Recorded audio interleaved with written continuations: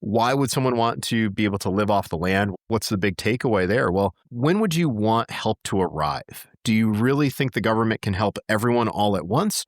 Or do you think you might be able to help yourself first and maybe help yourself to a point where you don't need the government's help anymore? Maybe you can help yourself to a point where you can help your fellow man, your neighbor, your community. This is Beer 30, a podcast that connects badass people and shares their experiences over a cold one. Kick back, relax, and enjoy the show. And if you like it, don't forget to leave us a review on your favorite podcast platform. Let's get started with today's episode. Welcome to another episode of Beer 30, brought to you by UF Pro. I am your host, Tanner Denton, and today we have a special guest, Kevin Estela, a bushcraft and survival expert, as well as best-selling author and even a teacher. Kevin, thanks a lot for coming on to the show. Excited to finally get you on here. Could you give a little bit of background about yourself for the audience who may or may not know you, and tell us a little bit about what you have done and are about to do in the future? Yeah, most definitely, Tanner. Thanks for having me on. As you mentioned, I am a bushcraft and survival instructor. My background there starts in 2007, working as a survival instructor with the Wilderness Learning Center, and then eventually my company in 2011, which I ran until 2020. I moved out to Utah in 2020. I worked with Fieldcraft Survival until September 2024 as the director of training, teaching all over the country in pretty much every environment and weather condition. And now I run my business, Kevin Estela, LLC, out of Moore County, North Carolina. I still contract with Fieldcraft Survival, or I should just call them Fieldcraft now since they're rebranding. And, on the other side of the coin of my life, I have been a lifelong educator. As you mentioned, I was a history teacher for 14 years. And leading up to becoming both a survival instructor and a history teacher, I grew up in Bristol, Connecticut, being a lifelong outdoorsman, hunting, fishing, camping, mountain biking, kayaking, doing all those things, formalizing my outdoor education along the way, and getting into not only those activities, but martial arts, Sayak Kali, Brazilian Jiu-Jitsu, a lot of shooting schools. I'm still very active as a shooting instructor and student today. And, all around, I just try to live a life that's filled with excitement and adventure, and I try my best to enrich the lives of people who are in my classes and, follow all of my content. Awesome. Yeah, that's great. You mentioned SIOC. For those of you that have listened to all of the episodes here, we've actually done some stuff with Dave Acosta, which is how you and I actually met. You guys are both intertwined in Fieldcraft as well as SIOC sort of realms there. So you guys actually know each other and do some stuff there. So you teach around the world, survival and bushcraft. Is there a favorite environment that you specifically have for teaching specifically? Like whether because it makes it easier, or maybe it has tons of material to actually cover. I mean, because you're the teacher here, maybe one region is better than the other. Oh my gosh, by far, I would say it's the Northern Forest. And that's just because I grew up there. And, we're talking about the woods north of the Mason-Dixon line, north of, New England, mid-Atlantic, and up until the Adirondacks. I mean, if you're good along that line of latitude, then you're pretty much good in, I'd say, 70% of the environments that most people are going to travel to. I mean, I've used the same skill set, found the same plants and, resources in Alaska, in Michigan, in Washington State, in Maine, in Iceland, and in Norway and Sweden. I mean, that's my favorite favorite environment, just because I'm so familiar with it. And the opposite would be the desert, right? Even though I lived in the desert in Utah for 2 years, that environment is very inhospitable and totally different flora and fauna. And while you might see a little overlap, you're really just not going to find as plentiful of resources, and it's just not as welcoming. Like the desert hates you. And I always say that nature is neutral, but when you're in the desert feels like it's just fighting you all the time. Yeah, absolutely. It's funny you mentioned that, because here in the United States, we actually have towns and very large cities that tend to love to live in the desert for whatever reason, even though nothing grows there and there is no water. And like you said, it seems to be against you. So that's kind of That's kind of interesting, the fact that people want to live there. Anyways, so forests, northern forests, and then your least favorite is definitely going to be desert. In terms of you personally, outside of a teaching or survival aspect, do you still prefer the northern forest, or do you have a different region? Oh my gosh. I mean, northern forest will always be home. It's just hard to say that you don't love your home turf. And in growing up in New England, that's where I developed my love for fishing and my love for hunting and hiking and all the things outdoors. But, as a tourist, or I should say more so as a traveler, I'll always find the jungle to be the most interesting because, I mean, the jungle is so misunderstood and people find it so intimidating. And, again, nature is neutral. And if you go into the jungle with a basic idea of how to get around in there, you're going to be okay.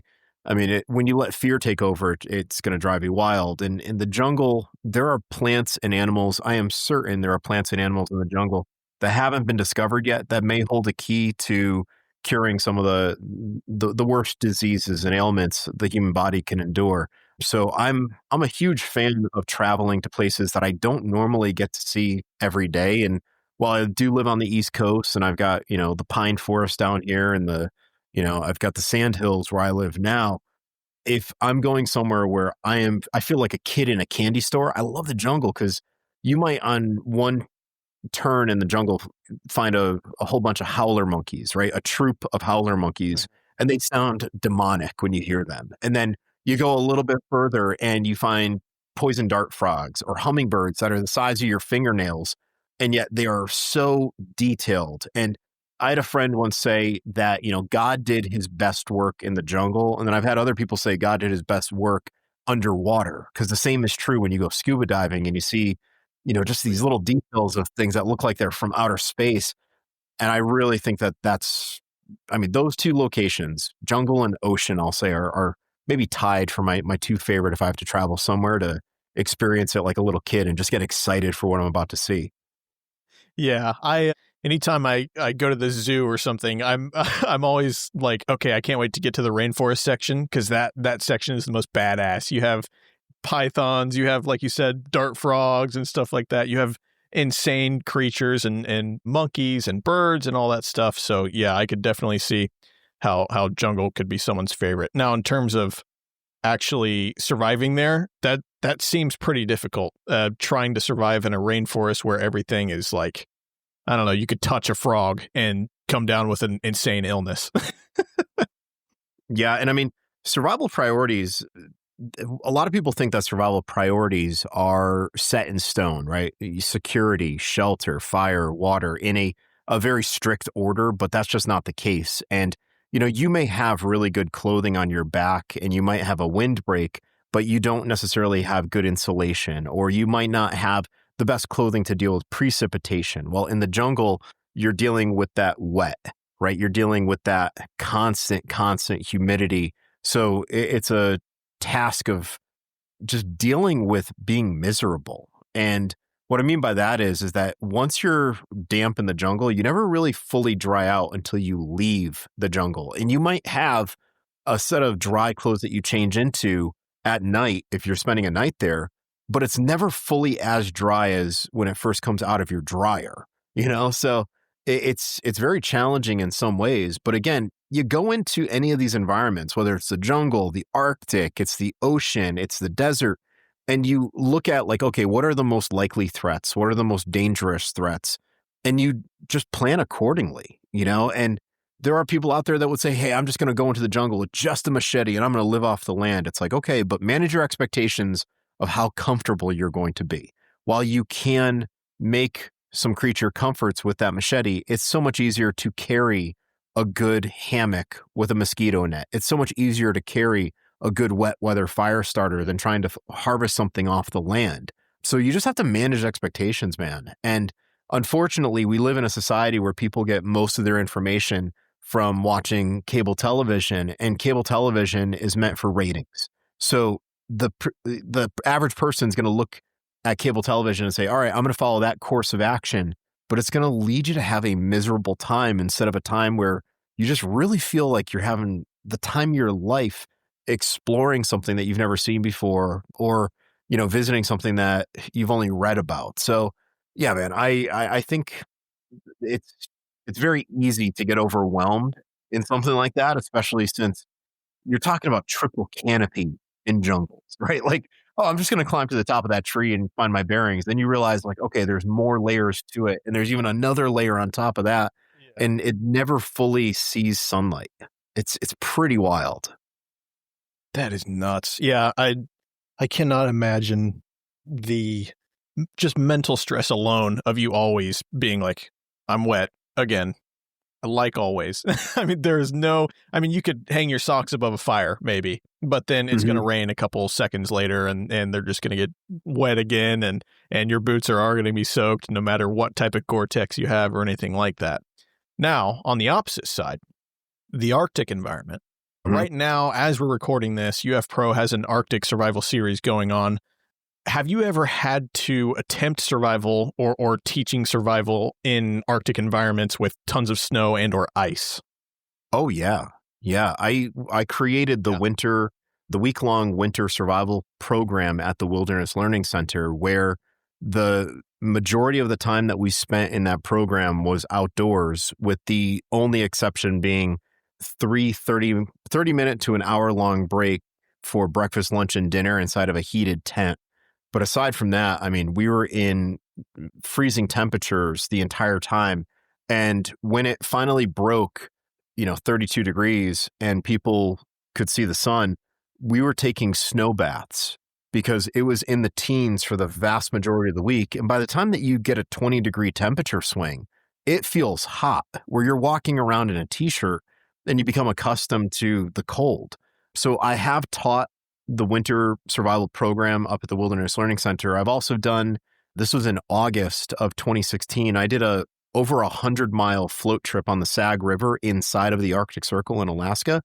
And we did experience Arctic conditions up there with snow and sleet and freezing rain and all those things. The cold is definitely an equalizer, and the cold can multiply the little things. Like, your hands are cold and now you don't have dexterity in your hands, and you can't even open the container that has your canteen filled with hot water because you can't grip it hard enough. So you got to like get under there with a spoon and like break the seal, to open the container. But yeah, man, cold's amazing. And dry cold is very different than humid cold, which we have here on the East Coast, the humidity. Right. Yeah. So how does it change? Like, how does, in quotes, survival change when it comes to, or when it's compared to a non-Arctic environment? Because, I mean, like you said, cold stacks against you. And as an example, now your fingers are numb and you can't open a simple tin can or something. What are some other examples of how winter or an Arctic environment, differs from, let's just say, just a regular northern forest environment? Yeah. So number one, right off the top of my head, is lack of daylight. So you think about it, what time does the sun get up in the middle of winter, right? You might be looking at 8:30, and it might go down at 4 o'clock in the afternoon. So you're dealing with far, far less daylight workable time, and you really need to prioritize what you do throughout the day, and you need to budget your time wisely. Whereas in the summertime, right, you could get, I don't like using the word lost, but you could lose your way and you could wander a little bit and say, look, the sun's not going to go down until 9 o'clock tonight.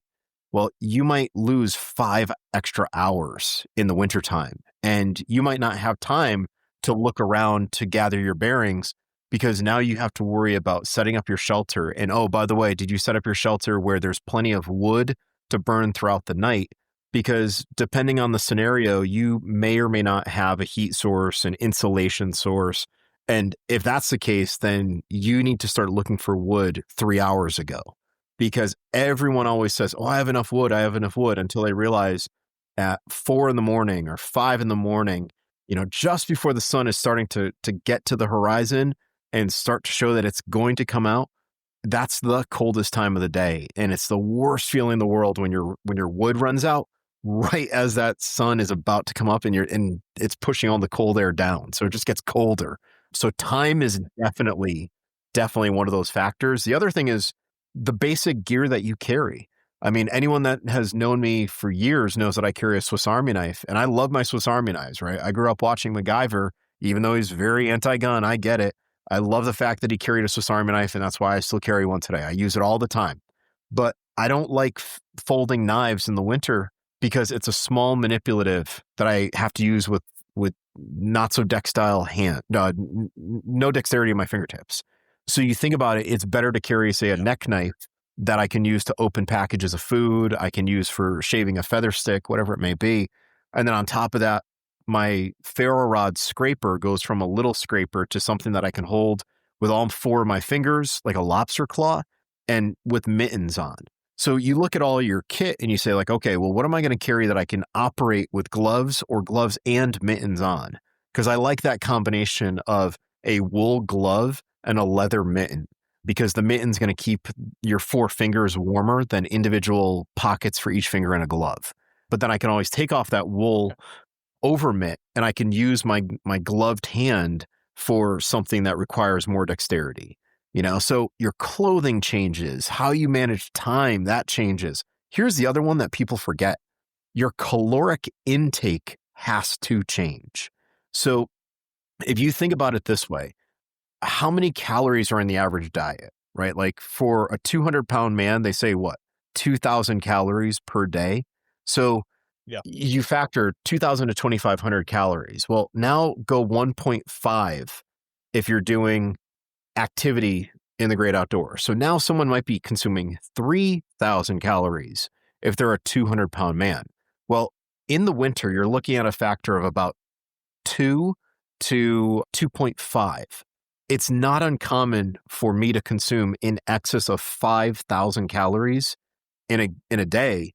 And then when I get home from my camping trip or whatever it may be, I've actually lost weight because our body is using those calories to convert them into heat to stay warm. So you factor in, like, if you're now not just ice fishing or something where you're sitting still, but like maybe you're cross-country skiing, ice climbing, maybe you're doing something highly aerobic in the great outdoors in winter, you're probably looking at 2.5 times the amount of calories you consume on a daily basis, maybe even 3 times. So that's where you start drinking hot chocolate at night with a whole tab of butter in it just to get the sugar and the fat, right? And we say that hot chocolate with butter warms you 3 times, right? The initial heat from the drink, when the calories burn faster initially from the sugar, and then when the harder to burn calories, the fat eventually take over. So, I mean, you're choking down calories left and right just trying to stay warm. So, I mean, I could go on and on. I love winter survival. I don't get to practice it enough here in North Carolina, but you're looking at time, clothing, food. There's 3 things that we overlook every single day now. Put yourself in a winter survival scenario and you can't overlook it anymore. Jeez. We may have talked about this whenever we were together, but Outdoor Boys, they are really or Luke from Outdoor Boys really got me into the whole survival. He's very family forward and really makes it approachable and stuff, but he's in Alaska most of the time. And he really taught me about boiling water and pouring it into your Nalgene and putting it at the bottom of your bed sack or wherever you're actually sleeping to actually make it warmer where you're sleeping. What if you did not have a access or ability to make a fire, but you really had to pee? Could you pee in your Nalgene bottle and have that give you enough warmth to be able to actually be a little bit comfortable, or at least warm your feet whenever you tighten it down and put them in the bottom of your sack to actually stay warm in the night? Oh, that's definitely a viable technique. Keep in mind, when urine leaves the body, it's sterile. It's just not something I want to do. Like, I was just talking to a friend about what makes a good pee bottle, because you don't want to get out of your tent. You don't want to break the seal literally and figuratively when you get up and you open up the door to your tent or whatever, and you don't want to get out of your sleeping bag, which is why center zip sleeping bags are amazing.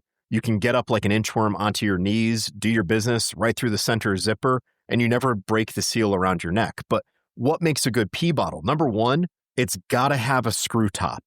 Okay, don't have anything that's like a pressure fit top, like a milk jug. because if you roll over on that in the middle of the night, it's going to squirt everywhere, which that just sounds Bad nasty. news. Peas squirting on you, like, come on, even if it's your own, right? Now, that being said, you got a squeeze top. Another thing, your bottle should look different than the rest of your bottle. So some people will put skateboard tape or they'll wrap rubber bands on it. So you have a tactile sensation of, okay, this is the pee bottle, even if you can't find your headlamp, but you gotta go, right? Now, the last one is probably the most important because when it gets really cold, most men will become about a quarter inch away from becoming a woman because everything retracts into the body. You need to have a wide mouth bottle, okay? Because if you try putting a little nub, right, like basically a button on a fur coat at the front of a bottle with a narrow opening, you're going to end up peeing all over your gear. So you got to have a good wide mouth bottle, screw top, and it's got to feel different than all the others. Oh, last important attribute, it's got to be large enough. I'm like a camel. I drink a lot of water. And sometimes I go and go and go, and I'm like, where did I keep all this? And there have been a couple times where like I've gotten close to the top of a bottle, and I'm like, thank God this bottle was big enough. So it's got to have a screw top. It's got to feel different than all your other bottles. It's got to have a wide mouth, and it's got to be large enough. Oh, and the other thing, last attribute, it's got to be cheap enough where you can throw it away. Because I used to have an old Reliance water bottle, like milk jug white with all the attributes. Well, I was on a winter camping trip. It froze, and I was like, I'll just take this home and defrost it. I got about halfway from upstate New York to Connecticut, and I'm like, am I that much of a savage where I'm waiting for my own urine to thaw? Like, F that. I just threw away the bottle. I'm like, I'll just use a Gatorade bottle next time, you know? Yeah, that this is definitely a first that we've talked about this on the podcast. So this is that's hey, you got to keep it real. Look, we all go, and I know when someone is not telling me the truth about their exploits, when they can't even talking about these simple things that it becomes like an exciting thing in the morning when your buddy's like, oh, I got to go do my business. Like, oh, okay, you're using toilet paper or using snow, and they're like, what? And then you find out like, hey, everything come out okay? Oh, I used the snow. It was the cleanest wipe I ever had, really woke me up. Like, you make it an event that you look forward to talking about in the great outdoors. Because, I mean, most of the time you're just waiting for the sun to go up, or you're waiting for it to go down. And anything throughout the day that can give you a little bit of excitement, you're going to capitalize on talking about. Yeah, absolutely. Well, we actually did a series. We filmed a series this year for UF Pro, and it will be on their channel later this year. We did not talk about urine or wiping with snow, unfortunately, but maybe you can give the audience a little information on what the series entails of what we filmed. Oh, most definitely. So Tanner came out and we filmed a series all about bugging out from an urban area. And I'll say this, think of this, if you don't watch the series at all, as the greatest takeaway. You need to go from where the trees are shorter than the buildings to where the trees are taller than the buildings. And that's the easiest way I can describe the video that we filmed, where we started off in Raleigh. We started off in downtown Raleigh, and we were looking around and we filmed down there. As we were filming, there's sirens going off like crazy. And, we're finding old, disgusting condom wrappers and, blunts and bottles everywhere. Like, it's just gross. And we were saying anything could cause this city to fall into chaos. Civil unrest, a pandemic, natural disaster, whatever it may be. And do you really want to be surrounded by 800,000 people who are pissed off? I would rather go to where the trees are and where the animals are, not the two-legged animals. I'd rather go to where the four-legged animals are and just get away from the nonsense, because with enough time, that city will eventually return to stasis. It'll eventually return to normal. So in our video, it follows me bugging out, providing considerations. There's a lot of talking points. It's definitely going to be a mental exercise when you're watching it, considering how you would respond, what you would carry, and what you would factor into your planning. And then eventually we do make it to the wood line. And then once we get to the wood line, there's a whole other set of survival skills that come into play, because chances are you're not the only one who's thought to go there. So there is a little bit of evasion. And while I do not fancy myself someone who is, an escape and evasion expert, I'm not Seer Cadre, here at Camp McCall down the road from me, but I am a hunter. I am someone who understands camouflage. I have taught trapping and hunting and whatnot in the survival classes. And if you understand hunting and let's put it this way, if you understand what a predator will look for, you understand what you can take away from that predator on the landscape, right? They're going to look for shape. They're going to look for movement, and you'll understand what you need to do in order to get away from, their prying eyes. Did we just lose Tanner? Back. He's back. We're back. Sorry. He's back. All right. No, you're good, man. Technical difficulties. Go ahead. Oh, no, I was just wrapping up. I just said, if you're a hunter, you understand what predators look for, because that's what you are. So if you can take away what they're looking for, you can hide very effectively on the landscape. And that's really what the video is all about. How to do more with less, how to create a stove that's not going to smoke, how you can stay warm with it. I mean, a lot of very practical skills. And what's going to be missing from that video is the whole sense of fear. What's going to be missing from the whole video is, the gloom and doom perspective. It's like, look, we're going to the woods. We'll be back when things settle down. Here's how I'm going to do it. But by the way, I'm going to be careful as I do it. And that's hopefully what the viewer takes away from it. Yeah. When a lot of people think of bugging out, usually it seems like everyone thinks, oh, it's the end of the world. Like there's no coming back from this. Are there other reasons to practice and get good of living off the land? Look at what's happening in Jamaica right now. Hurricane Melissa is a Category 5 hurricane that is hitting the island of Jamaica and traveling 3 miles per hour at a Category 5. So massive, massive, powerful storm destroying that island. And infrastructure is going to be down. I mean, my good friend Ben LeGrand, he just told me he's going to most likely do a relief effort over there. He's been a nurse for 30 years. And they're going to need it. So why would someone want to be able to live off the land? What's the big takeaway there? Well, you think about it. When would you want help to arrive? Do you really think the government can help everyone all at once? Or do you think you might be able to help yourself first and maybe help yourself to a point where you don't need the government's help anymore, right? Maybe you can help yourself to a point where you can help your fellow man, your neighbor, your community. And, Hurricane Melissa right now in Jamaica might be a little far away for us to think about because that's not the United States. Well, last year, just about last year at this time, we had Hurricane Helene. And Hurricane Helene destroyed North Carolina and parts of Florida. So there's no doubt a natural disaster, whether it's a hurricane, an earthquake, a tornado, a blizzard, right? They happen and they're very natural. We just need to live with them. But then there's also civil unrest. And that could happen with this government shutdown. It could happen with, benefits being taken away from people or no longer being offered. It could happen with a court trial. Whether you agreed with the plaintiff or not, people will get angry. I mean, even a college football game going the wrong way or the right way for your team could lead to riots in the street.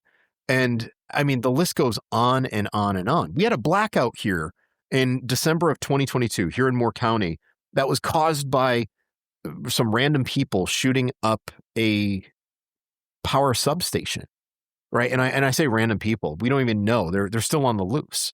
So, anything could cause you frustration and stress and danger inside of a city. Well, go where there's a natural order of things without people. Go to nature. And if you understand how to live in nature and live off the land, and you don't necessarily have to worry about end of days, just worry about a week, right? And work up to 30 days off the land, or work up to 72 hours, which is the agreed upon, vast majority of emergencies get resolved within 72 hours. So like work up to 3 days, 72 hours, and then go back home. and chances are you're going to be far safer there than you would in a city, unless, of course, you have private security and, high walls and Yeah. plenty of security measures. But if you're living among the populace, 800,000 people, get away from them. Go somewhere where it's not as congested. Yeah, for sure. What are some things you think people can do to practice bushcraft or living off the land at home or with their friends without having to, I don't know, really have a huge, vast area to go out and camp out for 3 days and all that stuff? Yeah. So you factor in like, okay, what are the basic needs? And again, there's no criteria that says that they have to be in order, right? We need water. It's very easy to get a good water filter, get like a grill water filter or a Sawyer squeeze, and you could practice filtering water in your home, right? So you know exactly how it's used. You can carry that same water bottle in your travels through airports. And when you go to a hotel room, use the water bottle to filter the water in the hotel. Get comfortable using it because you don't know where you're traveling if that municipal water source has good filtration and treatment to remove narcotics, right? Or if there's a burst pipe or bacteria in the water that could get you sick. So use that water bottle when you travel.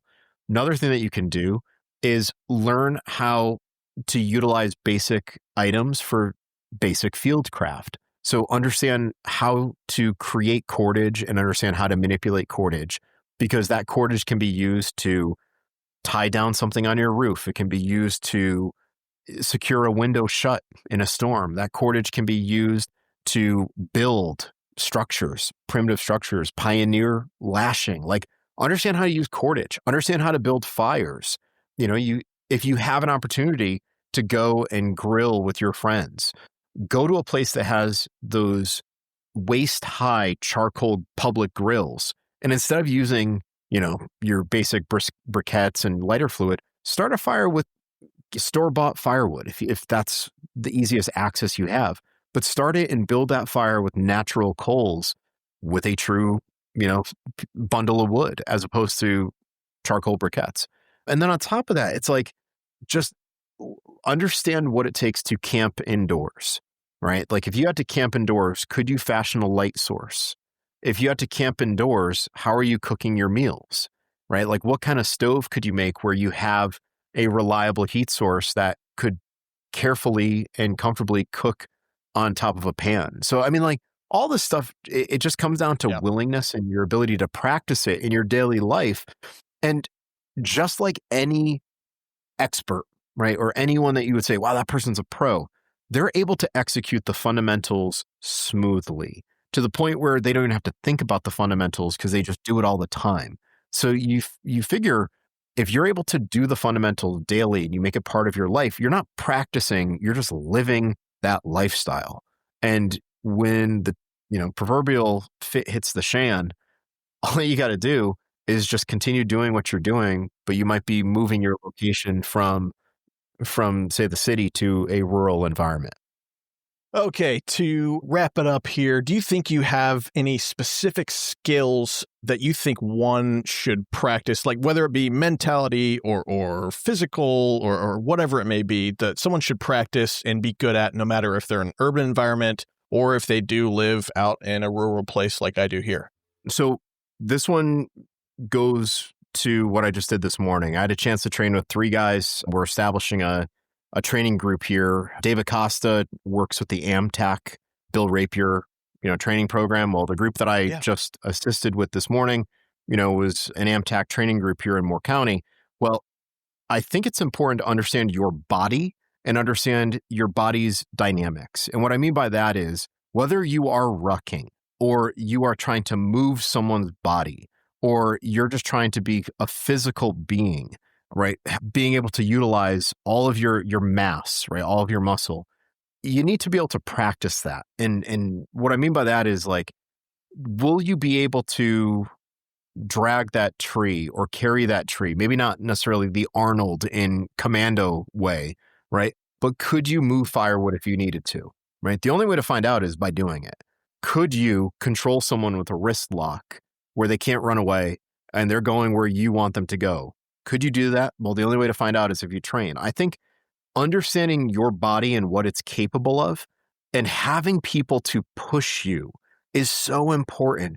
And whether you are into swimming or you're into hiking or you're into just going to the gym and seeing how many reps can you do with, say, 135 pounds on a bench, if that's your thing, having someone there to push you will make you do more.